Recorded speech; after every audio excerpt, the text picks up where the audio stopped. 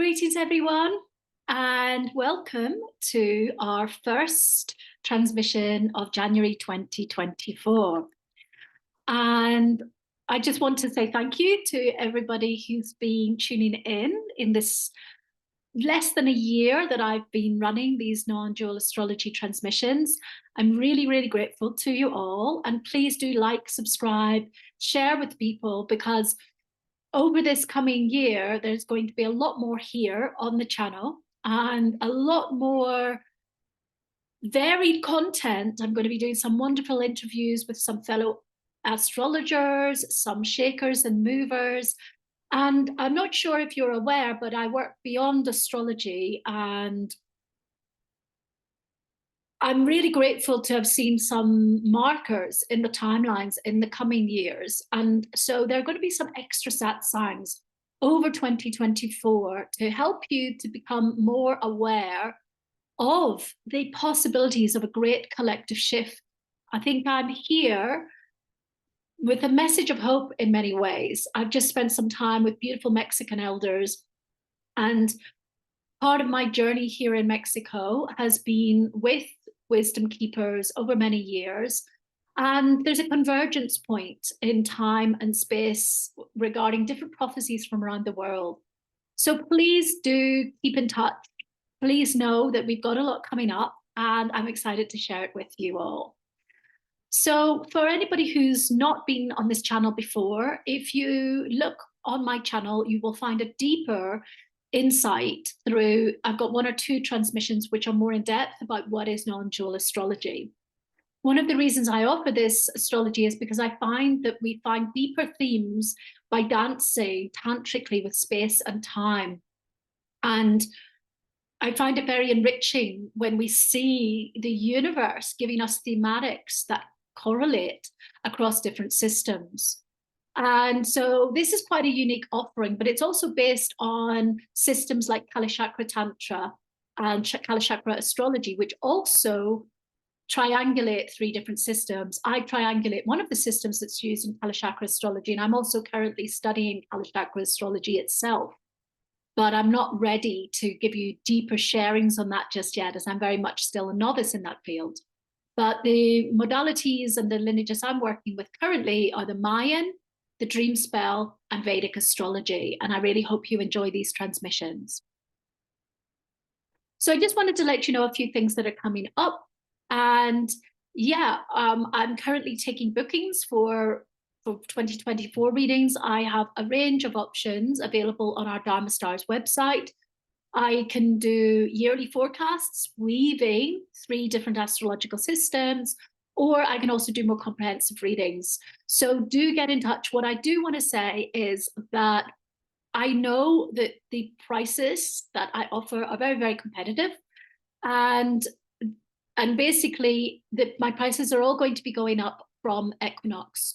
So if you've been feeling you want to get a reading, if you would like to know more about your higher dharma, then please get in touch, because yeah, as I say, I can't offer them for these kind of novice rates anymore, because I am quite an experienced astrologer.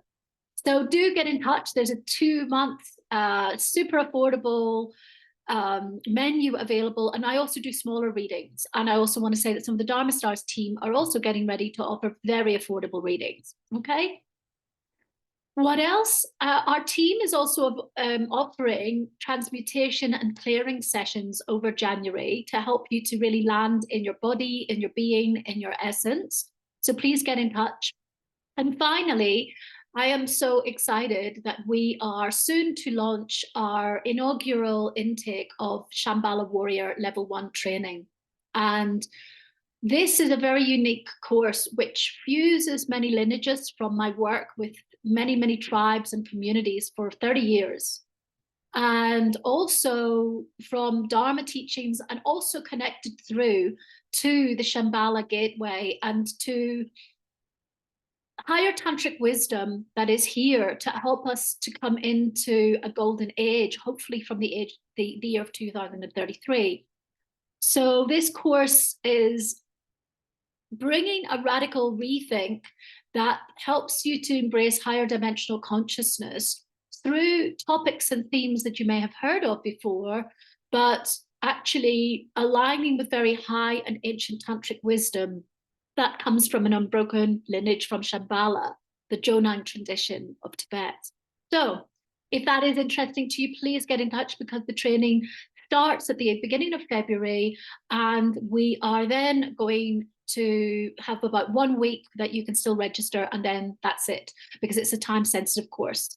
We will open up the course once we're running in it, but if you really want to come to the real-time tutorials and to really get the most out of it and to find your own Dharma path through the course, I really recommend that you come to the actual real-time immersion that will be a global immersion. Okay, so on to the astrology. So I'd just like to open space. I would like to give gratitude to the celestial bodies, to the rishis, giving gratitude to the day keepers of the Mayan lands, giving gratitude to Mark Elmy, my teacher in traditional Mayan astrology, and also giving gratitude to Jose Arguelles and his students who brought through the Dreamspell calendar. I want to give gratitude to Ganesha, the patron deity of Jyotish, the science of light. Om Shrim Ganganapataye Namaha, Om Shrim Ganganapataye Namaha, Om Shrim Ganganapataye Namaha. So we now have movement. Yes, Mercury and Jupiter are now direct. And this is a wonderful opportunity to start to put in motion things that have been dripping through into some sort of conscious awareness through the last months. In my last month's transmission, I said, you know, we're really going to have a new year feel, even though, of course, astrologically, this is not the new year. We have this sense of forward motion again, which is something to celebrate. And I certainly know that I have benefited greatly from the last little retrospective, because we had a great planning phase. The way the astrology was sitting in December was that it was actually great for getting our timelines, our diaries, everything sorted. So we're really coming into the 1st of January with a sense of knowing a little bit better than sometimes how our 2024 looks. So I think this is really amazing. And I hope that this is going to help you all to understand more where you need to be going. And of course, with astrology, everything is always going to have some karma. There's always going to be some friction or something that needs to be doing some work. Even though the planets are moving forward, it doesn't mean we've suddenly got everywhere in life we need to, that the journey is complete. And I guess in this transmission, I'll try to show you some of the keys so that you can use your energy wisely. And also maybe sometimes I think sometimes people peak too soon, or we forget we've got a Saturn and we have all these grand ideas. And then, of course, as we get older, we realize, yeah, I got an idea, but it doesn't happen to happen immediately, okay? But really do make the use of this month. It's not total plain sailing, but we have a lot of great things to offer. So when we look at the Dreamspell calendar, which is maybe the more galactic, transpersonal calendar, we are at the time of the new year, we're in the World Bridger, okay? And the World Bridger is very much about life, death, rebirth, sacred beginnings and endings, sacred cycles. And also, of course, it's about understanding these liminal realms, these places in between, and the necessity of transition, of sacred deaths. Every breath we take is in breath, out breath, you know? So we have life, death, rebirth through every breath cycle we take. And so this is a really nice time and place to park some things that maybe didn't make it into your 2024 bundle, okay? And maybe to say, okay, that's maybe not a go. I sent out quite a lot of messages to people over the Christmas break. And I have a real sense of satisfaction that around the 6th of January, actually, I'm going to complete my audit of what's sticking, okay? And the people didn't get back. I have to continue because the planning needs to continue of the projects I've got. So it may be that there were some things that were on the fence that then by about the 6th of January, you're just going to be like, okay, I think that that's not coming with me in this toolkit just now, but that's not a problem, okay?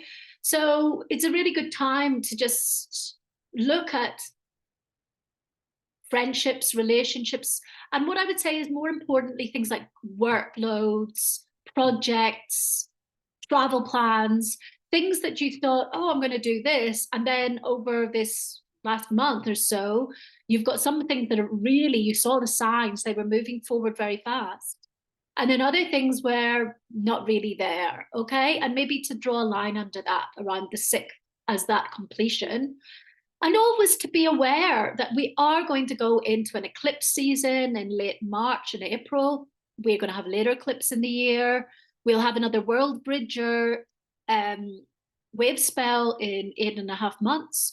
So it's okay, you know, for some things to just not be the fast track, right? So if there's something that's maybe you're like, okay, maybe that's just not here and now. This is not the thing with the most resonance. You can just let go of that, and the release can be very, very therapeutic, okay? Because that's making use. You want to lighten the load, because what's coming after that is storm wave spell. So from 17th to 19th, storm comes in, and storm takes no prisoners. Storm is a yang energy. It catalyzes us through a deluge of energy. It is an energy of self-generation. So you need to have had a death and a letting go and a cull of some things, so that you have the energy to fill your container with energy that will take you into that dynamic energy for this new year vibration we've got. So there's this very strong yang forward motion energy that's birthing something new, okay? And you want to have got rid of the dead wood before that, okay? And then we come into the human wave spell. And human is an interesting sign, because I'm a human, and I remember being really pissed off when I was first finding out I was human, because I didn't feel very human. But as I've learned more about the human as a sign, the human is very much about this concept of sacred geometry and sacred fractals that run through galactic calculation. And we see this not only in the Dreamspell calendar, but we see this in Kalachakra astrology, is that everything is a marker, the as above, so below concept, that every finger, every bone of a person has its astronomical marker, and that everything is a sacred fractal. So the percentages of things in our body are the same percentage in its celestial counterpart, okay? So as such, the human is a fractal consciousness that has a connection through to galactic sensibilities.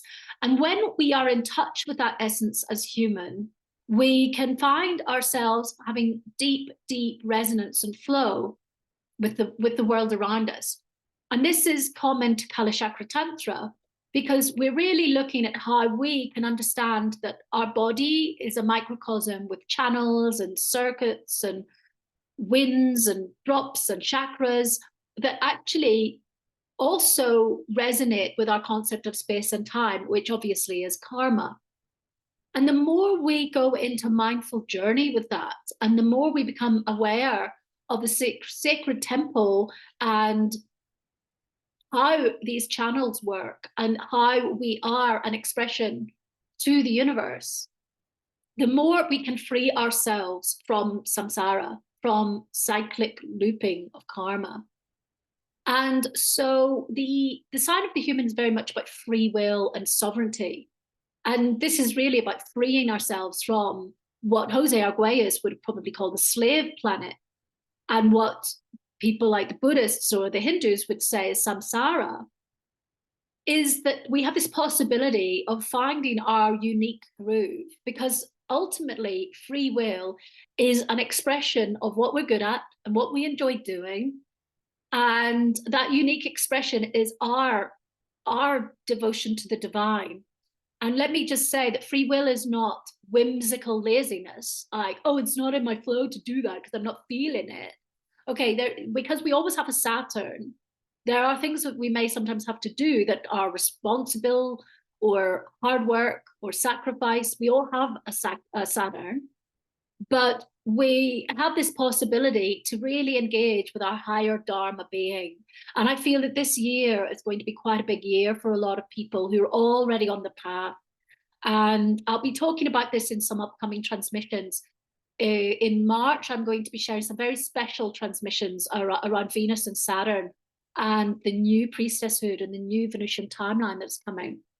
But for now, this key of tapping into our innate abundance in connectivity to all that is and understanding ourselves as a sacred vessel that mirrors the celestial bodies, that is a good thing to try to align with, because if you do that, you're probably going to master time and space somewhat better.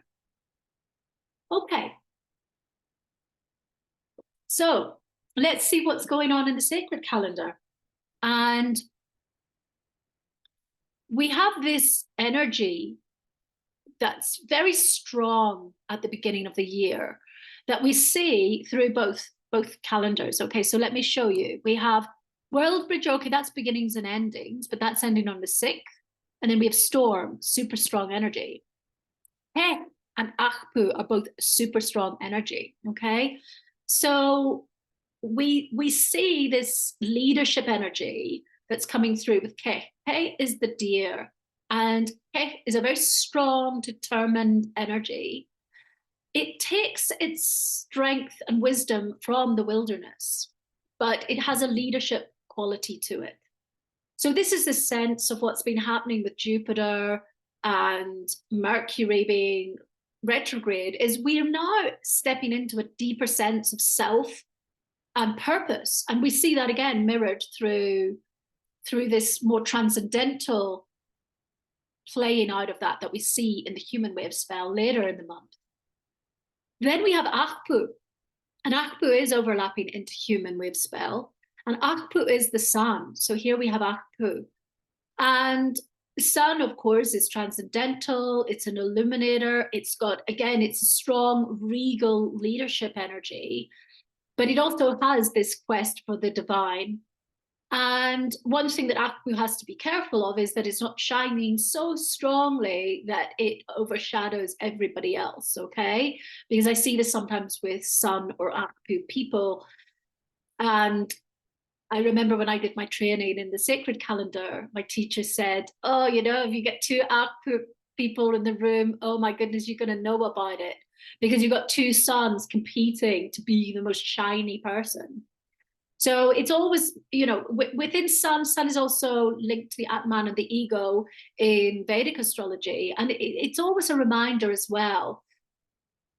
Come into your greatness, but remember, greatness is only greatness if you are able to be in service to that around you, and you're not so busy burning everything that and making it all about you that you lose the point, okay?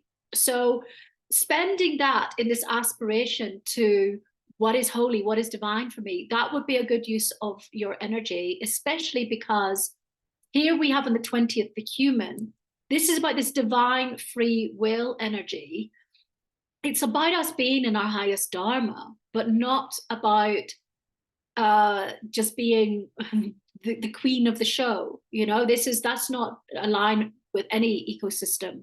The sun stops shining at night for us. It may not stop shining for sun, but sun needs to know that it's not always allowed to be shining everywhere, okay? And by doing that, it will help people to overcome this shadow that sits especially around things like the kind of new age spirituality and this kind of highly monetized spirituality that we see a lot of at the moment. And it's funny because this is very on my mind today. And this is this gateway that I'm going to be showing people in March. Around equinox, I'm going to be giving a series of transmissions. And this over-egoic concept of spirituality that isn't really true is it's going to come up for question more and more in the coming times. Okay, so using your energy wisely to really look at your dharma, but making your dharma not just about you. Dharma is for everybody. That will be a good thing. And the reason I'm also saying that is because we have this beautiful leadership energy coming from the 26th. And the energy of that day, of the 26th, is the new leader emerges. So we have all this amazing leadership energy in January. But I want to tell you about Akh. Akh is a responsible leader. Akh is like the mayor of the town. Akh is trustworthy. You go to Akh because you're like, I don't know who to see to fix my shoes, or can I talk to you about something? I really need to get this off my chest. So Akh knows how to use its energy and its power responsibly, whereas Akpu and Ke both have a very powerful, and some of the more powerful signs in the Mayan calendar are actually seen as having afflictions because they sometimes are too forceful, and those signs are the wind, the serpent, the sun, and the deer. Okay, so if you are any of those signs, it's also helpful for you to know that work with the ego is going to be important for you in this life. Okay, because you have to understand how power works, but how to use it wisely. So there's a beautiful journey taking place here this month, because then we come into this new responsible leadership, which is more like a bodhisattva, is more somebody who's not using their power just for corrupt means. Okay, so I think that's an important thing to take care of this month. Okay, so we're now on to Vedic astrology, and there's a lot mirroring here. So what we have is, I think, called the Parivartana yoga, and this means that the signs, certain planets are sitting in each other's sign. So what do I mean? Well, Jupiter is going to be in Aries, and Aries is a Mars sign, and Mars is in Sagittarius, which is a Jupiter sign. Okay, so, or I should say house.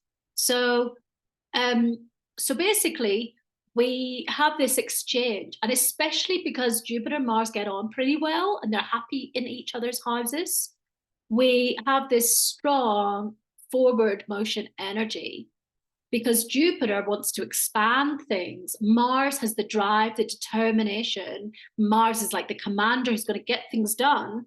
So we have this very, very strong activation energy. And it's a really good time as well for some people to study, to really get forward motion in some of their studies. And for other people, it will be a great time for things like monetary gain, it could even be for travel. It depends where your placements are, but this is a great energy, and you can really, really utilize this up to the 4th of February. So again, here we see this amazing mirroring of what we just saw with all this strong dynamic leadership energy, the storm energy. There's a lot we can catalyze. And also, what would I say? I would say that this is also meaning that things that maybe you were finding you were procrastinating with, or you couldn't quite get that flow, that passion, you're going to feel a sense of relief because some things will almost do themselves, especially if you choose the right things to do for your personal astrology. So this is a wonderful time to really get in motion, okay? And I'm very excited to see what comes out for everybody. And what I would say again is, if you are, planning your work year, then I think it's beautiful for everybody because we've had a holiday. And most people have had a holiday of sorts, some days here or there. And now this is a really good time to think, right, I'm going to work really hard for a month and I'm going to work on this. So I wouldn't say this is a great time for going on holiday, okay? If you do want some deeper insights about the different months to do things, that's what my forecast is going to be about. And I've got a transmission about that on the 11th, which you can either get a recording of or come to the live event. It's the 11th at 6 p.m. UK time, okay? So these are really useful because you can start to plan, okay, I think I need to do a personal retreat or detox, or I want to launch a product, okay, or things like that. Then this is why astrology is really helpful. So I think we always get a sense of it in our body, but the more and more aligned you get with it, the more you can micromanage in a very intelligent way where you're putting your time, and to forgive yourself rather than to languish in shame when you don't feel that you've got any drive, because actually it's your sacred yin time. So if you are feeling yang and dynamic, go for it. Just as I say, do keep your ego in check. So here are a few little obstacles that we might find that can be applied and made to good use if you know about them. So we don't necessarily have a strict conjunction with Mercury and Mars or Venus and Mars, but we've got a lot of energy all sitting in Sagittarius in Vedic astrology over this month. And Mercury and Mars are going to be in the same house for almost the full month from the 7th. And isn't that interesting? Because the 7th is when the storm wave spell comes in, okay? And 7th is when Mercury and Mars start to sit in Sagittarius. So it's very interesting because Sagittarius is a fire energy. And Mercury, when Mercury and Mars are close together, it can sometimes mean that communication can be a little bit hot-headed. Things can come out wrong, or we can maybe say things a little bit too forcefully. Our compassionate communication may not be optimum.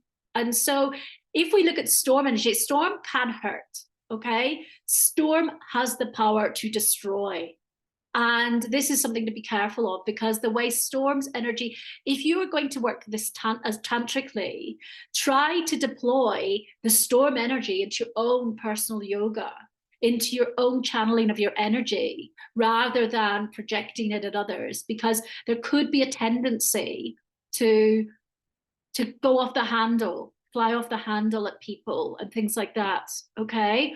Now, it's sitting in Sagittarius, so again, you could really go into a really deep study period with some metaphysical or higher learning that you have been fascinated in, but too lazy to study for a long time. And that's a really good way to deploy that, and to just use your drive to do that, okay? And that's because it's in Sagittarius. And also, as I'll be saying in a minute, we have a lot of energy and focus again this month in Mula Nakshatra, and Mula gets to the roots. Mula is, it's actually a very, it's governed by Ketu. And so Ketu really wants to liberate us, but it needs to get to the roots of things. So if you have something to study, this is a really good month to go in and really do the research, because you'll go 3 layers deeper than you normally would, and you're going to get a lot out of it that's going to help your sense of knowing and understanding, okay? And you could be going into your own process. If you're trying to understand who you are, you could be doing a lot of research in your own astrology, or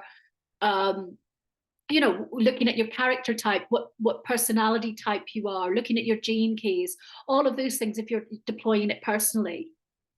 And so this is a very, very good time for studying and higher learning and really going really deep on it. This portal is open for most of the month of January for that. We also have Venus joining Mercury and Mars, and it's sitting with Mars, not full conjunction, but we have Venus and Mars in the same house from the 18th to the 5th. And again, so Venus and Mars together, it can be uncomfortable. In Vedic astrology, it's not seen as such a tantric meeting of girlfriend and boyfriend as you might see it in Western astrology. And as such, sometimes their energies, Mars is very hot, and Venus is very watery, and so they get a little bit, there's a sacred opposite with them. and a masculine or feminine meeting, but sometimes when that comes together so closely in the horoscope, that can be awkward. It's just a little bit like sun and moon together can be awkward as well. So it can be used, again, when they meet, sometimes there is this kind of passionate, steamy energy. So again, this is a good time to deploy your passion, your drive for something that's really going to pay off in your spiritual journey. Okay. So I guess that the way that I will always share these transmissions is from a tantric perspective and how you use the energy wisely. And so, yes, of course, it could meet, you know, sometimes people will see Venus and Mars together as sizzling romance, but it's also a lot of romance is short-lived, karmic, not dharmic. And so what is going to last? Everything is impermanent, of course, but what is going to last that's going to help you in your journey to transcendentalism? So how to think about that, because you've got it with Sagittarius. And so the thing is that there's a depth to it rather than superficiality. And I really implore you to utilize that, because you won't have that for quite some time again. So, and you may not have a conjunction of Mars and Mercury, Venus and Mars, Venus, Mars and Mercury for some time in Sagittarius. And this will be a good thing for taking you to a higher plane in terms of learning, okay? And then finally, I guess what I want to say here is just, we have Ashwini Nakshatra coming, Jupiter is going to be moving into Bhairani in February. And so as Ashwini, we had Ashwini energy for a lot of last year. And this was this fast, speedy healing energy that came through, where we had the Guru Chandal Yoga. So we had Jupiter and Rahu together for a lot of last year as well. And the Ashwini energy is the first nakshatra, the first constellation of the zodiac. And it's twins who are riding very fast in the chariot. And they bring through a lot of healing energy, healing wisdom, pioneering insights, but sometimes they're too speedy. Okay, so we're going to be coming into Bhairani, which is more about learning to restrain and hold that energy. And it has its own very strong energy, which we'll talk about. So lots of these downloads and these ideas, the quickening that you may have felt with some things, that speedy energy is coming to an end. And it's quite likely that Jupiter over this month will give you a couple of little gifts, because often right at the end of a transit, we will find these aha moments that we've been sitting, waiting for, and then suddenly we get, oh my goodness, this has ripened into this. So just know that that this again, this is saying Jupiter, planet of expansion, is right direct at the moment, and it's going fast. So again, we have this kind of storm, sun, leadership, forward-thinking motion, which is great for this month. And then know that that energy is going to dissipate and shift into something which is going to actually bring something tangible out of it, as I will explain in February. So a little bit of a synthesis. I think we can see this is indeed a great forward motion month. Oh, sorry about that. Sorry for my little very sensitive screen. So great forward motion month. Just bear with me while I do this. Sorry, everybody. So we have all these amazing signs that it is go forward. Sorry, there's something glitching here. And then we have this renewed passion for activities and studies, which will sometimes have this clashing energy. But, and again, this is the storm energy. So make sure you're harnessing your energy the right way. Find an outlet for it, whether it be that you like to go running in nature, or you do yoga or certain pranayama, or, you know, you go and like to hit a piece of wood, or, yeah, you know, you like to have a passionate metaphysical debate with someone, whatever it is, just find an outlet as well, so that you're not projecting all this energy in a misguided way onto other people and creating conflict unnecessarily. sometimes there will be conflict, but try to minimize that. Try to realize that sometimes your forcefulness may just be not the medicine that somebody else needs right now, okay? And the ego energy is a little bit stronger in the earlier part of the month. And then as we come to the end of the month, it becomes more responsible. And this is very much like the culmination of Ashwini energy. We're starting to learn to harness, because we're going to go into Bhairani, the star of restraint, in February.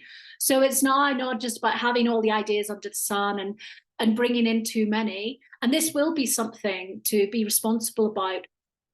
Please remember that we go through these waxing and waning motions, all of us. And it is not healthy to be on, fiery all the time. So no matter how amazing and dynamic everything might feel in January, remember to exercise caution with not just taking everything on, okay? Because as energy shifts, you may find that some things are not sustainable. Okay, so really be careful about not saying yes to everything, and knowing that February is going to come and put a bit of a cap on some things because of how Jupiter is starting to move out of Aries. So Jupiter is moving out of Aries in May, and it's almost like by moving into Bhairani, it's starting to sober up from all these dynamic insights that have come through for so many people when we had Guru Chandal Yoga. And so we're now creating an exit strategy into this deeper restraint, so that basically the celestial bodies want you to be successful, but they want you to temper what it is that you have so that you don't overdo it and you don't create negative karma by bringing on too many things that you cannot sustain. So this is an amazing month to find your niche and your cause, to start to strive for what is my higher dharma, to go into the roots of who you are. What am I being shown? Because this is almost like an investment to the version of you that is 2024, okay?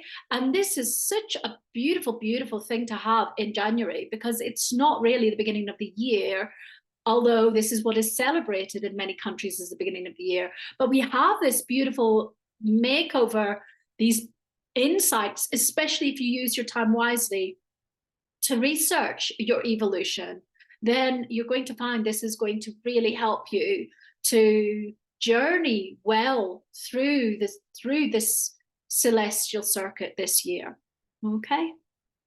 And finally, just to summarize, it's a really good time to harness codes that align you with the universe. So this is bringing in, again, this concept of being a sacred microcosm with the macrocosm.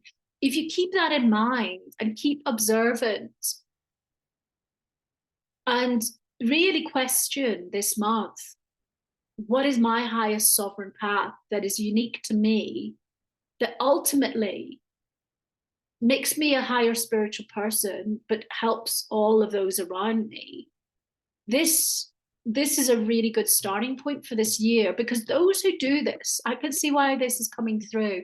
Those who do this are going to find that this is going to help them to prepare for these Venus-Saturn gateways that we've got over the next year and a half, that are going to be profoundly important for setting the scene for the new priestesshood of the Golden Age.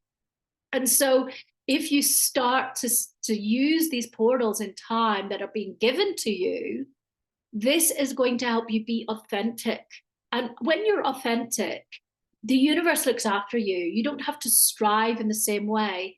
You find your place and you feel confident with your place, and you don't have to overachieve or go through these crazy ego attachments to being a certain sort of person, because that's all a construct ultimately.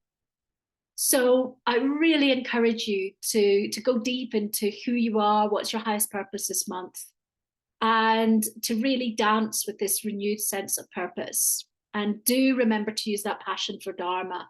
This is the thing. The more we can become more altruistic, the more we are going to reduce suffering for ourselves and for all sentient beings. So, gratitude to you. Gratitude to the celestial bodies, to the rishis, to Ganesha, patron deity of Jyotish, the science of light. Gratitude to the day keepers of the Mayan lands, and to Jose Arguelles and those who brought the Dreamspell calendar through. Please don't forget to like and subscribe. We really want to bring lots of offerings to you in the coming times. Gracias, gracias, gracias.